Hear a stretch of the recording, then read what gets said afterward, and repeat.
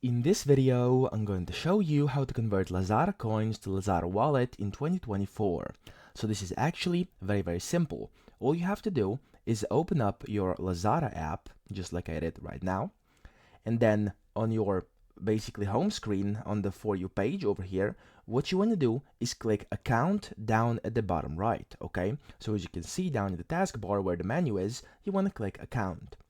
And then over here, you want to scroll down a bit, okay? So swipe down until you see the Lazada wallet. As you can see, it says Lazada wallet, and then at the right, it says activate now.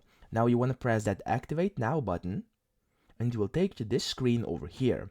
Now in here, what you want to do is simply log in, and you've successfully opened your Lazada wallet, and you can convert Lazada coins to your Lazada wallet. So simply press login, and as you can see, it says welcome back, or you probably can't see it on the screen right now. However, when you press login, it's going to enable you to basically log in, and that's it. So I hope this video helped you out, and if it did, please subscribe to the channel and help me out as well.